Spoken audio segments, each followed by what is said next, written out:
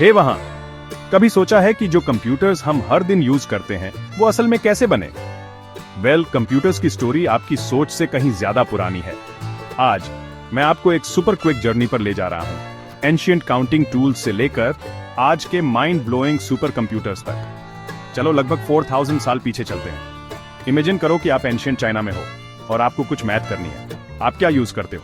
Calculator नहीं, pen और paper भी नहीं।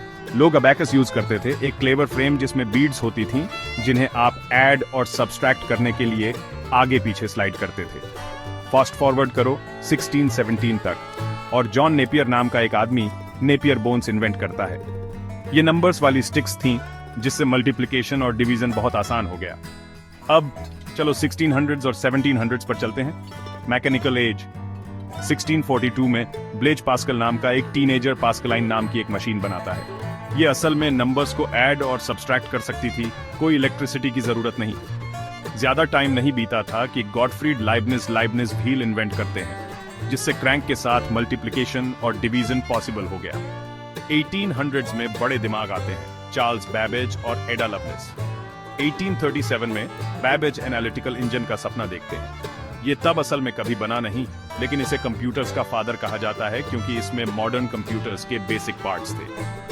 एडा लवलेस उनके साथ काम करते हुए वो लिखती हैं जिसे पहला कंप्यूटर प्रोग्राम माना जाता है। उन्हें अक्सर दुनिया की पहली प्रोग्रामर कहा जाता है। अब चलो इलेक्ट्रिसिटी ऑन करते हैं और इलेक्ट्रोमैकेनिकल एज पर चलते हैं। 1890 में हरमन हॉलरिथ यूएस सेंसस के लिए पंच कार्ड मशीन इन्वेंट करते हैं। ये इतनी सक्सेसफुल होती है कि इससे आईबीएम बनती है, जो अब तक की सबसे बड़ी टेक कंपनीज में से एक है। फिर 1941 में जर्मनी में कोनराड जूस Z3 बनाते हैं, पहला प्रोग्रामेबल कंप्यूटर। मॉडर्न एज के लिए रेडी हो। कंप्यूटर्स अब थोड़े ज्यादा फैमिलियर दिखते हैं। पहली जनरेशन जो 1940s में शुरू हुई हमें ENIAC देती है। ये विशाल मशीन पूरे कमरे घेर लेती थी, वैक्यूम ट्यूब्स यूज करती थी और सुपर हॉट हो जाती थी। लेकिन ये पहला इलेक्ट्रॉनिक जनरल पर्पस कंप्यूटर था। दूसरी जनरेशन 1950s के आखिर में ट्रांजिस्टर्स के साथ आती है। अचानक कंप्यूटर्स छोटे, तेज और ज्यादा भरोसेमंद हो जाते हैं। अगला 1960s में तीसरी जनरेशन इंटीग्रेटेड सर्किट्स या ICs लाती है, जिससे कंप्यूटर्स और भी छोटे हो जाते हैं और अफोर्डेबल बन जाते हैं। फिर एक बड़ा लीप 1970s में माइक्रो प्रोसेसर। इंटेल 4004 सब कुछ शुरू करता है, जिससे पर्सनल कंप्यूटर्स बनते हैं।